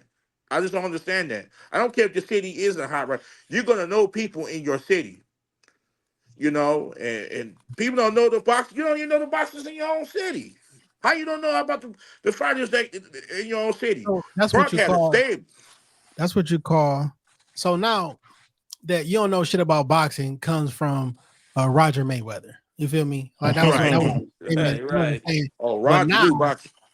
so because he used to say that, and people picked it up on the Floyd 24/7s, whatever. Now that's everybody's go-to. You don't know shit about boxing, or you a casual. You a casual. Anytime anybody disagree with you, oh, you a casual. But in real life, if you only watch fights when there's a pay-per-view fight and you only watch the main event, there's nothing wrong with that, but you are a casual fan, right? That's not like Right. something that you do or watch. Like there's not a day go by that I don't consume some sort Right. of boxing content, right? What about the undercards? What about the undercard? And what about the people who somebody turning pro every Friday, every day, every week? Somebody's turning professional every Friday of the month, every day of the year, Friday, somebody turning pro around the whole world. So I tell people that you gotta you might know some stuff about boxing that I don't know. And that's cool. But I'm not gonna say you don't know shit about boxing because that ain't true. You know who a boxer is and what they do. Can't know about everything. You feel me? Like no, you can't. And everybody don't. That's why it's hard for me. Man, I'm not trying to throw shade, but I done had a guy that I went on their podcast. Their podcast was cool. Shout out to them. But I talked to the guy. He told me I don't know shit about boxing. And he don't even know what I've been through around. He don't even know who I trained or who I've been around and all that stuff. But that's okay. He's entitled to his opinion. But you can't get mad at me because I have my opinion. I have a right. Because he's a big Devin Haney fan. And I said, I'm not a big Devin Haney fan. I think they overhyping him. Yeah, he's a good fighter, but I think they rushing him. Let him be great. Hey, let him move the way he moves. I think he is moving along at the right time. I think everybody else is moving at a snail's pace. I believe that they've been protecting Gervonta Tank Davis for years. And when you look at his resume, he don't have any great fighters on his resume. There's not one great fighter on Tank's resume. Is there some good people on there? I guess the only great fighter on there, Leo Santa Cruz. But Santa Cruz was a lot smaller than him. Yeah, but the one he just fought, Lamont. Yeah, they fought each other in the amateurs. Yeah, Lamont was good, but Lamont ain't a great fighter. Like he don't got like the. When I say great, I mean like when it's all said and done, you look at this person's resume, or you look at a Floyd Mayweather where I got 26 or 32 world champions on my former and current world champ. Like Tank has been brought along on some Money Mayweather shit. Like we have matched you perfectly, and when the time for like strong opposition, you don't never fight them. You know what I'm saying? Like, would you say the same thing about Terrence Crawford? Terrence, so this is my issue with this current version or this current iteration of boxing is because I've been watching boxing since 1987. You feel me? Right. And you got history. I'm about to say I still got the VHS tape of the super fight that did it for me. So like I know what the field looked like in the 90s, in the early 2000s, right? So is Ike Quartey one of the greatest fighters of all time? No, but Ike Quartey would wash most of these niggas out here. I think William Joppy would wash most of the niggas. Was my boy. Joppy was my boy. The B+ fighters of the 90s that wasn't Shane Mosley, that wasn't Tito Trinidad, that wasn't De La Hoya, everybody that they was fighting was really strong, really good competition. When you look at like, for example, like Earl Spence, right? The best names on Earl Spence's resume is Garcia and Sean Porter. Them the best two names. Kell Brook was pretty good, but Kell Brook he fought. Kell Brook got destroyed and broke his eye was broken. But like, so I'll give you them three names. The best names on the resume of Keith Thurman, Danny Garcia, and Sean Porter. And them the best names. Well, he lost to Pacquiao. Yeah. So you know what I'm saying? Like them the best names. The best name on Terrence Crawford resume is Earl Spence. Right. And Earl Spence only got those two good names. I'm not telling you that, Earl Spence was my man. You feel me? But like, I don't know how good these guys are on some all-time shit because don't nobody fight each other. You feel me? Like Right. this crop of people would not make it in the 90s and early 2000s. And you know what's so crazy? I'm gonna say this. This is why I say boxing is a business, because here it is. You got Devin Haney, that's undisputed, right? At the time, and he's supposed to be the top guy, right? But here it is. He making $5 million, but you got Javante Davis, who never been undisputed, as a pay-per-view star, making $10 million. And why are these random ass names that Tank been fighting? Why are these fights on pay-per-view? Man, hey, I don't know. That's a great question, but Why it's are these just, fights hey, on pay-per-view? he put Now, himself you know Go who ahead. so Tank Davis, Mhm. Ryan Garcia, Devin Haney, Teofimo Lopez, and Shakur. Them 5 names, right? Mhm. So Devin, undisputed, all the belts. Say, Shakur, let's fight. If you win, you think you can beat me easy. If you win, you have undisputed. You fight one time and you get every belt possible. I don't want to. I'm turning it down. I don't like it. Even though you're about to make more money than you have ever made in your fight in your life. He's like, no. If it's not 50-50, then we're not doing it. So I don't know, Undisputed. like now Devin Haney, like now they saying, hey, they wanted him to fight Shakur at first. Shakur been calling out. I have to give Shakur, I had to give him credit because he's been calling out everybody. But it's fake though. Because like He call them out, and then it'd be some well, you stipulation, call and them then out, niggas but never we end see up them. fighting. That's So like that's the wrestling. That's the entertainment aspect of it. we'll call you out and I'll send a contract.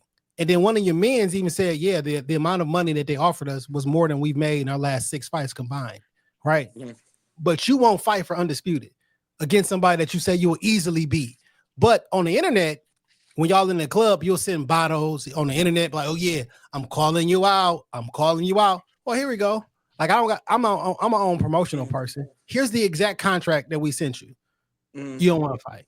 So let me ask y'all a question. Teofimo Lopez don't want to fight nobody. Right. So let me ask you a question. If you say, for instance, if you was coming up in the ranks, who would you want to fight? Would you want to fight Javante Davis, or would you want to fight Devin Haney? Me? Mm-hmm. It depends on what my style is. Yeah, but you know who I'll fight first? I'll definitely get Javante Davis. You know why? Because I'm about to make ticket sale money. I'm about to make pay-per-view money. And he has a name, so the stadium gonna be packed out. So I'm about to make a You might whole just lot of get money. And guess you what? If might I'm just get undefeated, I lose, I can still come back, win a couple more fights, and then fight Devin Haney. Make I more, think so I'm making double the contra, because Tank Davis is as of right now, he's the more pay-per-view star. Pay-per-view is where the money is at. I don't know. but I he's don't know not because selling them based pay-per-views like that. yeah, and based off Now, this last fight, I don't know if he gonna really. I think he's shown that he got some chinks in the armor, and people gonna tune in because they want to see him lose. We saw him be weak. now We saw him Tank Yeah, be weak. Davis versus Ryan Garcia did a lot of pay-per-views because Ryan they Garcia, did. who does I not agree. have a proven track record of big fights or any I names on his resume, I but he is like he got a bunch of followers. The girls like him. Like I, he brings I attention. agree. I, But like I that agree. fight, I agree with you on that. that But, fight made a whole bunch of money on but see, pay-per-view. I would rather want to be a pay-per-view star no matter how much views I get, because guess what? My name is always going to be mentioned, and somebody's going to always call my name out. Like, for instance, it's a lot of people want to fight Canelo, and it's a lot of people want to fight Tank. Why? Because they're two pay-per-view stars. Even Earl. Earl is a pay-per-view star. Crawford just fought on pay-per-view when he fought Earl. Why is that? And he was professional pro, and he did way more than Earl in the pros. And But why was that his first pay-per-view fight ever?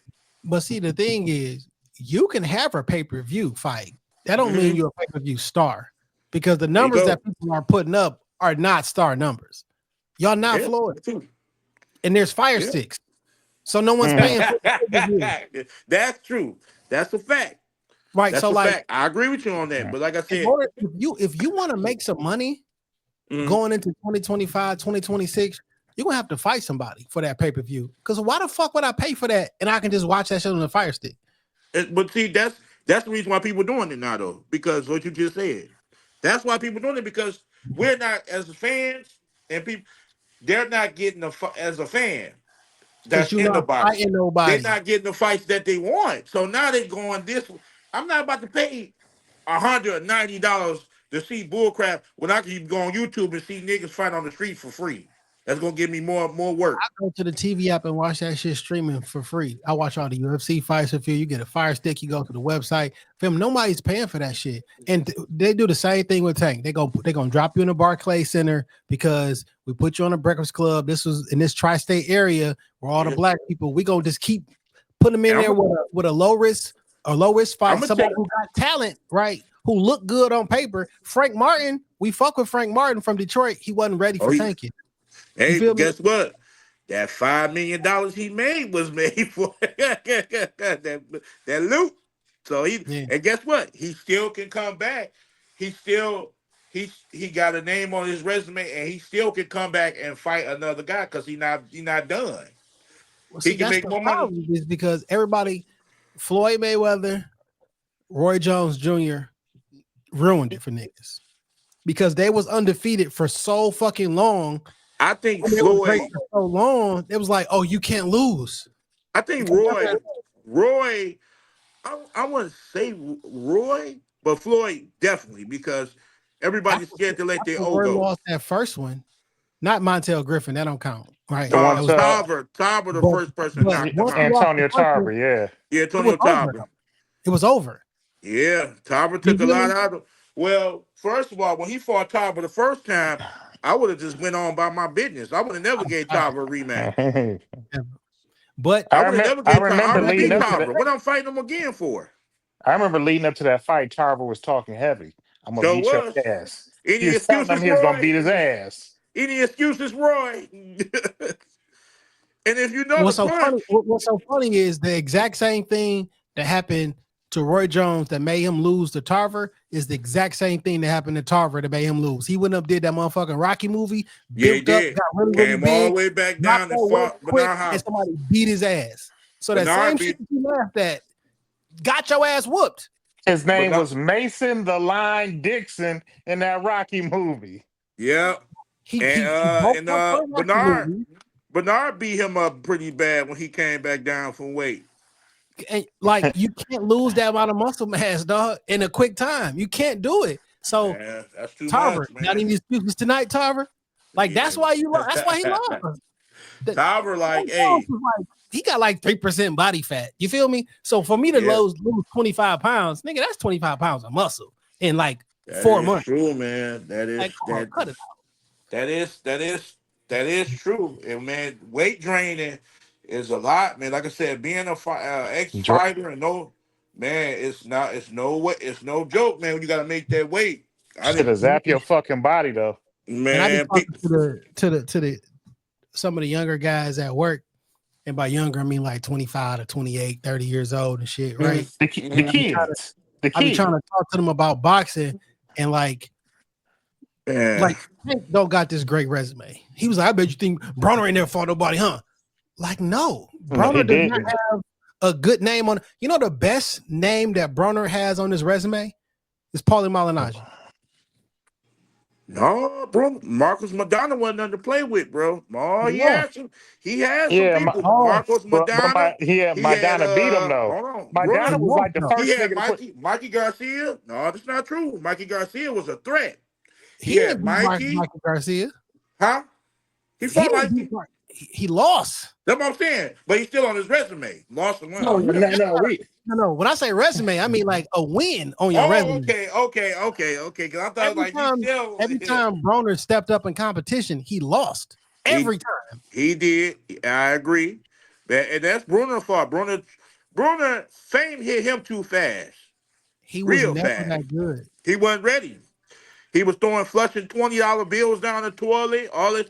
He was doing some stupid. Now he the person I'll be talked to for advice what to avoid, because He went through a lot. He did a lot of stupid shit to the That nigga point. still doing stupid shit. But Yeah, Yeah. he might be. But Jay, to your point, I would like to go talk to Bruner. If I was a young fighter, I would talk to him to say what can I avoid? Because he got good advice because he went through it and he did it. what you can So I avoid would is go talk. Learn getting from out of your own fucking way, son. Shut the fuck up and get out your own way is what he could have did. It's just Exactly. But see, I would go to him because for advice because he been down that road. He know what not to do anymore. What he no, he did was don't. no, he's still He fucking up keep though. doing right. it. He's Yeah, still he fucking might up be. to this day. You Oh, feel I ain't now seen him in a while, but when I met him, what you're saying is I got a you chance to would meet him hope in person. Go ahead. I'm sorry. you would hope that he would give you some good advice, right? The nigga still fucking up.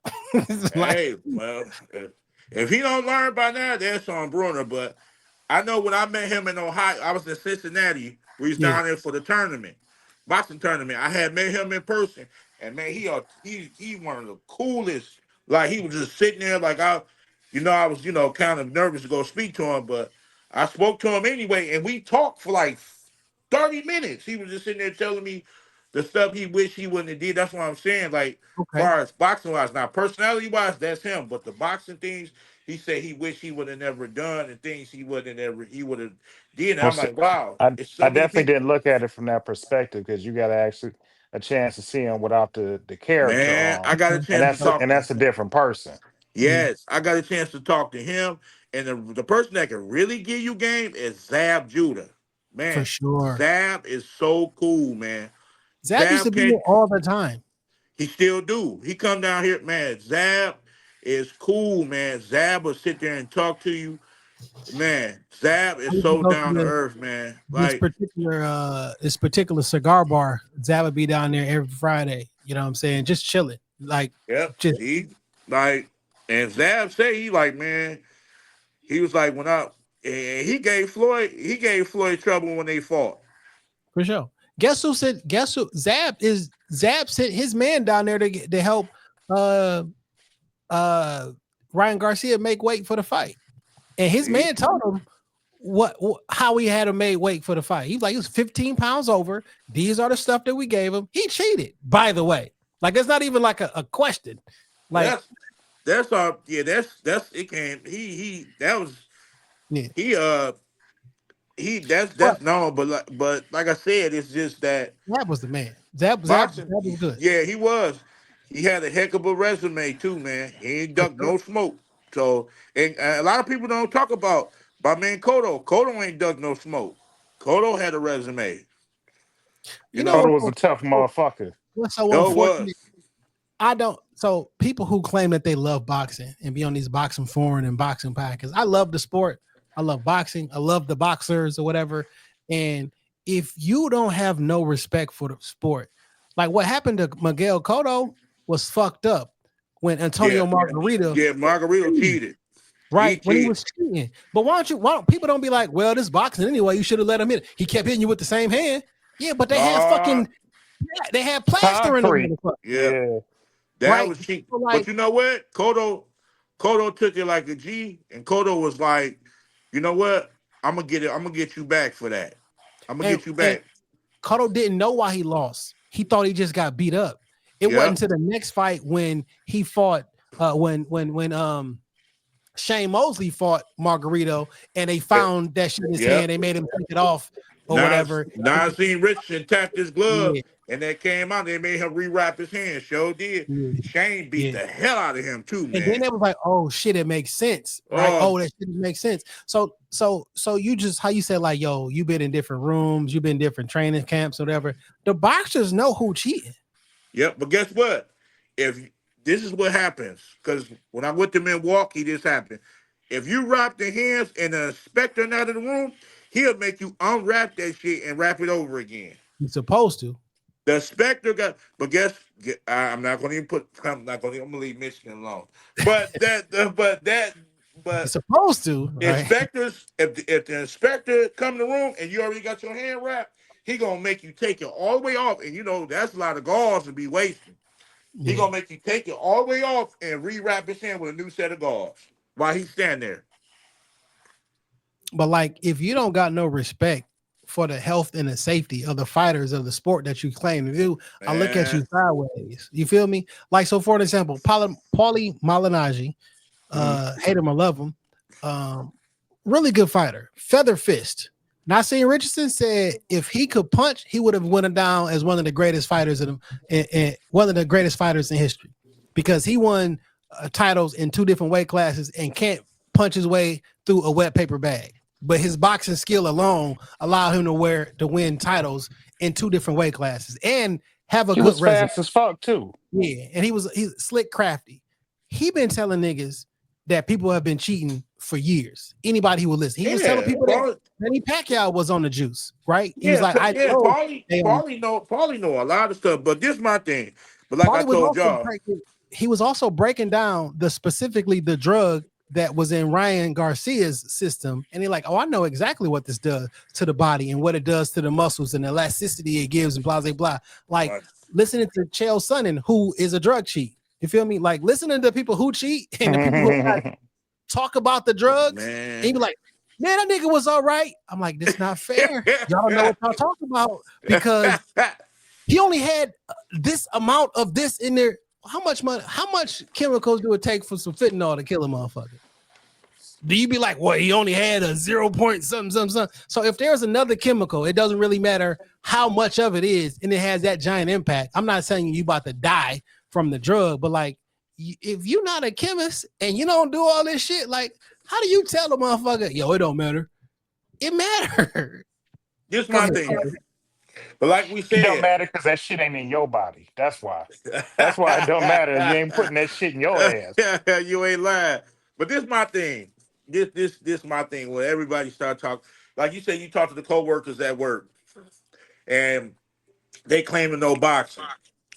Ask them, when you talk to these people, ask them who was the best fighter to ever come out of Detroit, Michigan. Ask them who was the best fighter to come out of Detroit, Michigan. You know what they're going to say? Tommy Hearns.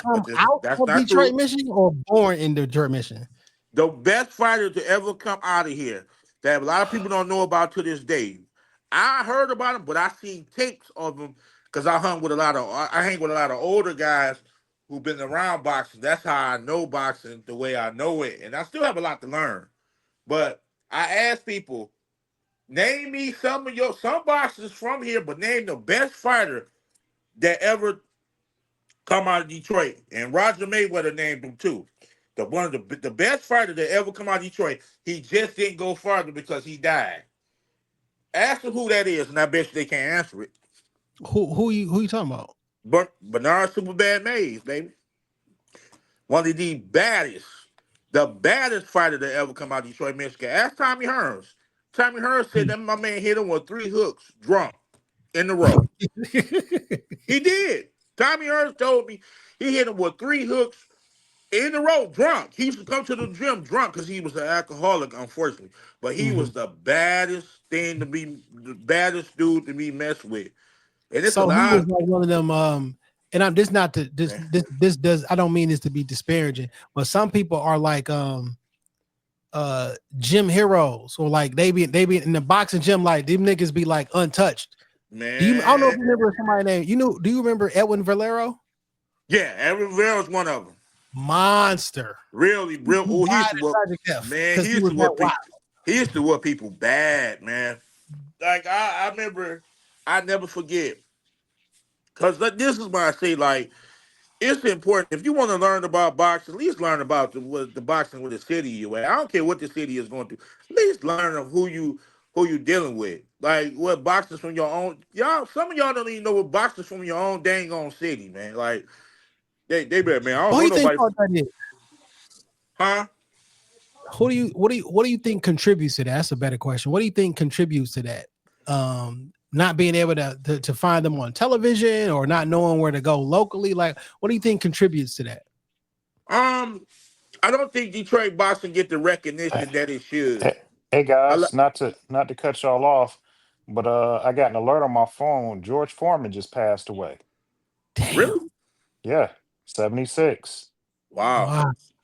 As we talk about boxing. Dang. Yeah. Well, at least he was smart. He made a business move. That grill put him on. Man, George Foreman with 2 careers, man. George Foreman was a monster, dog. Like I can punch a horse and knock a horse out. George Foreman was an immovable force in his younger years, and then remember came that fight back. with him? Remember that fight with him and Ron Lau? Yeah, woo, Ryan Lyles is a strong. Was, so look, that's what I be talking about when I be talking about the field, right? Like the field during that heavyweight time frame, there were so many really, really, really good fighters that in any other era, them niggas would have been the best. And guess what? Them heavyweights back then was not only they were skilled, but they was in shape. Yeah. Man, that's unfortunate about George Foreman, man. I met George Foreman one time. He came, I met George Foreman one time. I also met Leon Spinks. Did y'all have y'all interviewed any fighters from here? Nah, we had one set up, but like his account had gotten hacked like the day he was supposed to be on, and we never really reconnected. And which one was that? Marlon Harrison. Marlon Harrison? Yeah. Yep. My boy Marlon, yeah. So when we was kicking it a while, we was on your boxing show and with Mighty Joe, right? Yeah, he been doing this thing. I see. Josiah, yeah. He been doing this thing. I would love to come out to some of these events, man, and in the media bag, whether it's pictures and interviews with fighters or whatever, because I love the sport and I would love to get more involved here locally, And why not? Yeah. I mean, I know these people, like I said, personally, because I've been around for years, but when people start talking to me about boxing, I want them to educate me about what goes on in the city. That's what I'm saying. The same thing with the podcast. When I want to do podcasts, I didn't search around podcasts worldwide. I searched right here in the city, and that's how I found y'all. I'm gonna ask Dame and you. I'm using the word favorite. I'm not asking you who the best of all time, but give me 3 of your favorite boxers. Oh Lord, man. I'm not saying you're the top 3, but give me 3 of your favorite. It may not be all your favorites, but give me 3 of your favorite boxers. Go ahead. You want to start first, Dame, or you want me to start first? Guess first. Okay. Pretty boy Floyd Mayweather, not Money Mayweather. The pretty boy Floyd Mayweather. Mm-hmm. That's one of my favorites.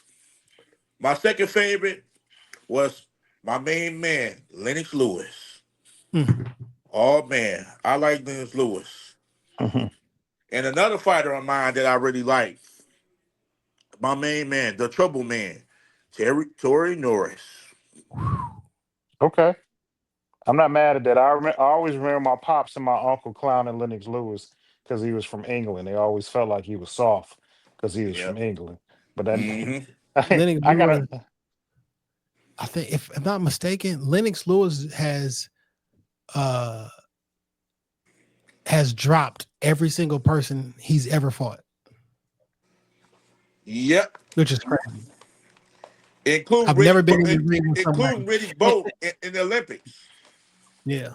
He stopped Riddick Bowe in the Olympics. That's crazy. Yep. And other than Vitaly Klitschko, I've beaten everybody I've ever fought.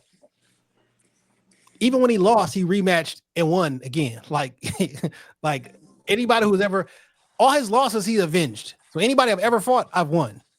Sure did. I haven't lost to somebody. No one has a win over me, and I don't got a win over them. I didn't get it back. That's right. That's crazy, ain't it? Yeah. But when he got that draw with with Vitaly Klitschko, no, retired. Matter of fact, no, he won. He beat Vitaly. He won because his eye got cut. And they had to stop the fight. Yeah. The one he draw to was Evander Holyfield. Yeah. And they fought again, and he beat Evander. That was the worst fight, the worst scored fight in the history of fight. That was the biggest robbery I had ever saw. Ever. I couldn't believe it. I could not believe it. The worst one officiating was when Milton Taylor fought what's my man? Richard Steele robbed him, man. Yeah. When he fought what's my man? Chavez. Yeah. Hey, Yeah. Rob Yeah. Milton Taylor, man. Yeah, for sure.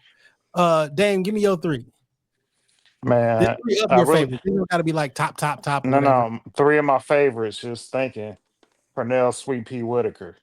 Like Woo, good when I one. was really starting to fall in love with boxing, like I knew if I could fight, I knew if he had a fight, we was watching that shit. My dad was a big fan, which in tune like started. That's when I started to fall really in love with boxing. So Mhm. Right. Pernell Sweet Pea Whitaker, man, I know my tribe when I see him. My nigga James like South Tony, Oh because yeah. he was a good fighter. He I'll be was right back. scrappy. Yeah, he was a good fighter. He was scrappy, and that nigga was crazy as shit. Great Beat. fighter. I seen James Tony one night at Motor City Casino beat a nigga ass and rip his pants off his ass. Rip the nigga pants off his ass, James Tony, and then nigga crazy. And then just my pick, because this is my list. This is one of my favorite fighters. I don't care what they do to this nigga. The mystique of Mike Tyson. Mike has always been one of my favorite fighters. I always felt like Mike would kill somebody. It was just the mystique. There'll never be another Mike Tyson. You know what Never. I'm saying? Nobody will ever be as feared or as vicious. He is a one of one, and you know Mike has had some personal ups and that shit don't matter. Just one of my favorite fighters, dog. Just plain and simple. I love Mike Tyson. Yeah. My favorite 3 of my favorites, because there's a bunch that I fucking like. You feel me? But these are your favorites. 3 of my favorites. Money Mayweather. I mean Floyd Mayweather. The Money Mayweather and the Pretty Boy Mayweather. All of that shit combined. Yeah. Two different characters though. Two very different characters. Yeah. When he beat the fuck out of Arturo Gatti in 2005 in his very first pay-per-view fight, Floyd said that was my peak, and he was like, that was the end of my peak. He's like, I was done technically. And then the rest of these fights, I won with my mind. And that after that is when after De La Hoya, he went into Money Mayweather. But he said after that 2005, he said that was the end of my peak. And I was declining. And I just beat everybody else with my mind. He said my body broke down, so I beat the rest of my fights with my mind. I love the De La Hoya fight, because that's, like you said, that was starting the transition to Money May. The OJs brought him out to the ring, and then they came out with the sombrero because it was on Cinco de Mayo. I was like, oh, he was starting to get like into how he marketed his fights, and just like he was going for the money. I love that iteration of Floyd.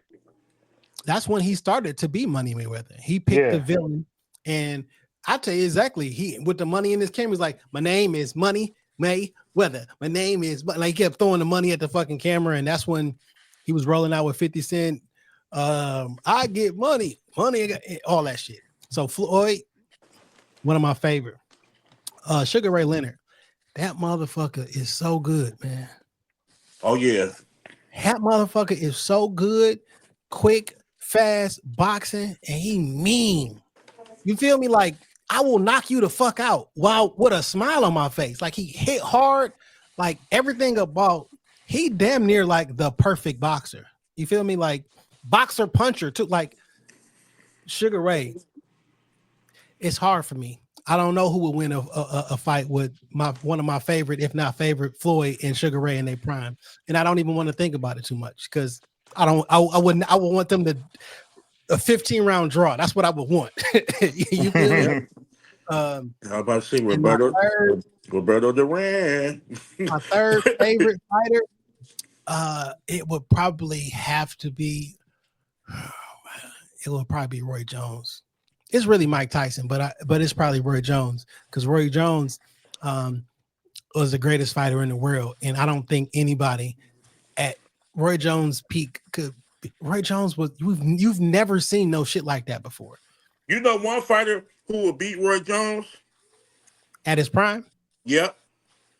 Who's that? My man Jake Paul.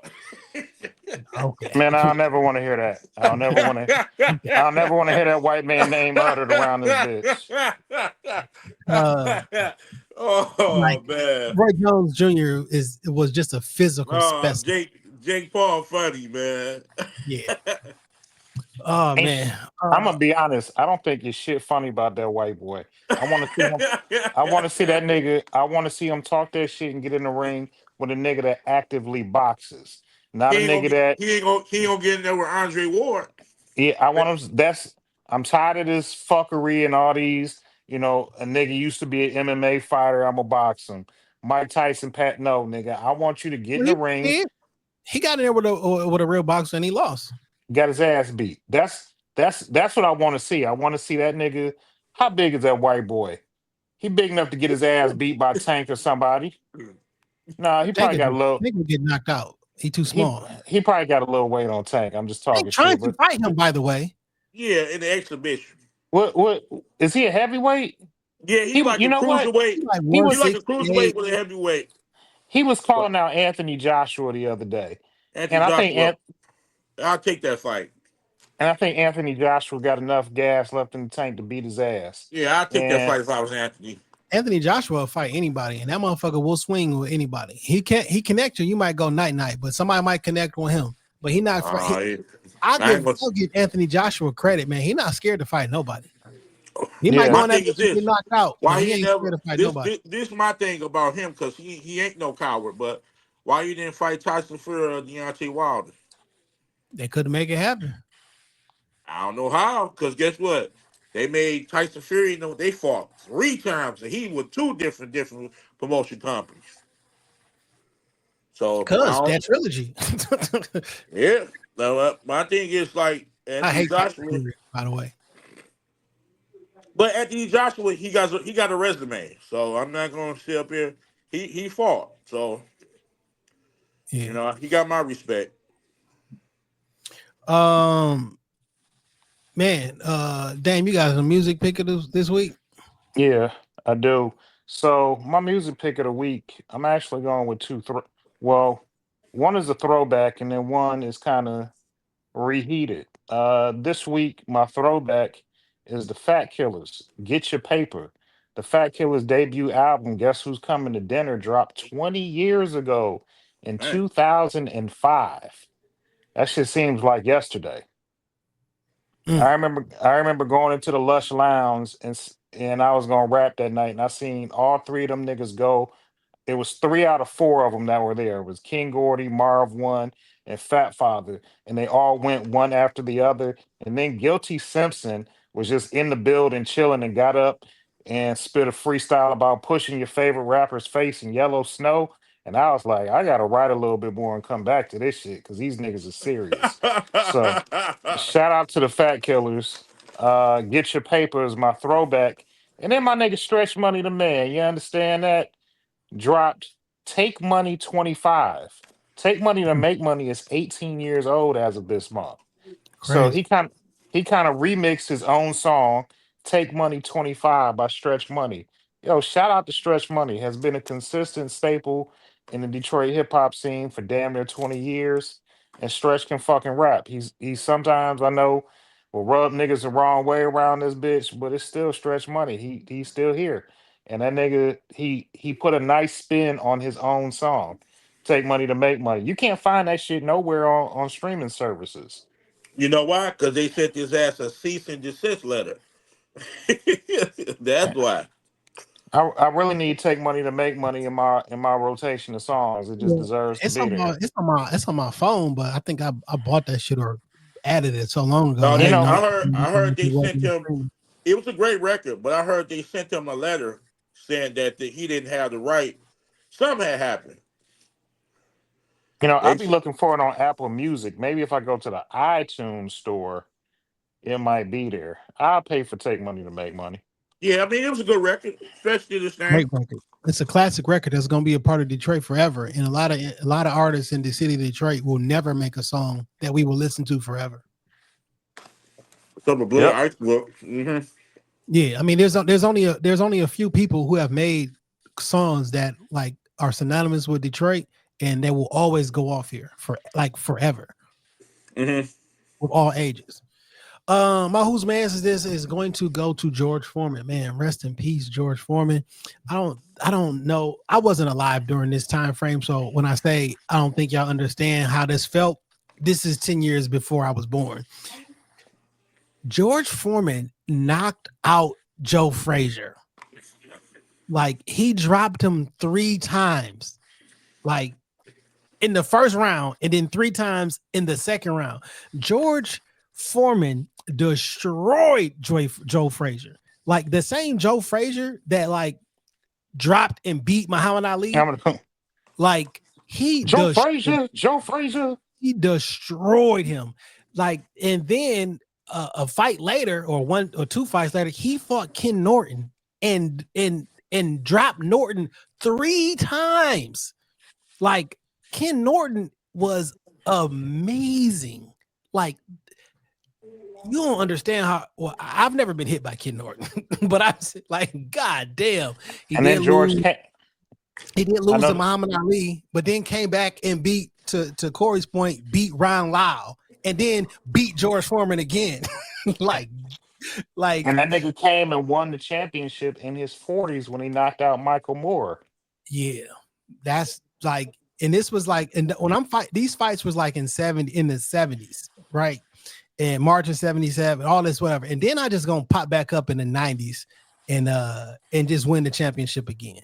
Like that's fucking crazy, man. He had 2 different careers. He beat Michael Moore in November of 1994. Like yikes. And then Shannon Briggs ended his career in 97. I fuck with Shannon Briggs, the old Shannon, not this crazy old man thing that he doing. I remember seeing, me and my pop saw Michael Moore in IHOP 2 weeks after he lost the fight, and people were giving him the business. Nigga had on a Letterman jacket that said world champion. And everybody had a smart ass comment that former world champion, former world. I'm like, goddamn, nigga can't just enjoy some pancakes. He lost from a jab. Nigga, he got dropped by. Do you understand that piston like jab? That fucking that's battering ram jab. That come on, man.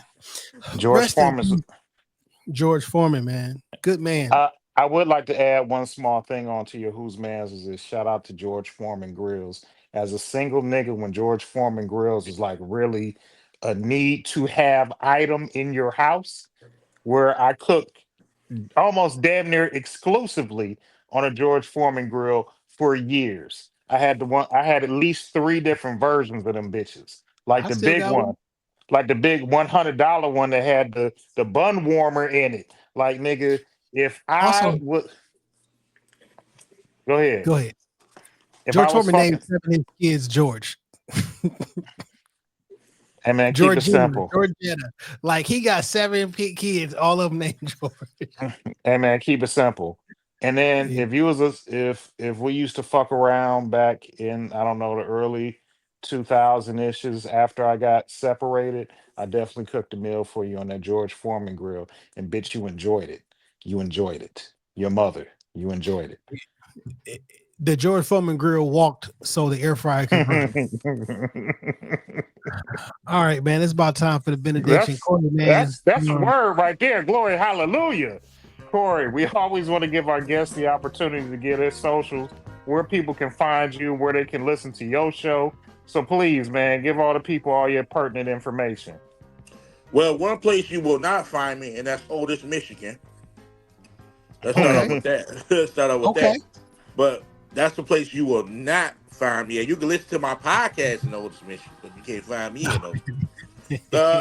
But you can find me on Instagram at the interviewer guy, and you can also find me on go on YouTube. My YouTube is called the Press for Conversation Podcast, and I'm just starting back out because I've been out for a little bit, but I'm just starting back out. So if you want to catch me on there, if anybody want to push their brand or got time to talk about their brand and want to get exposure, free exposure, hit me up.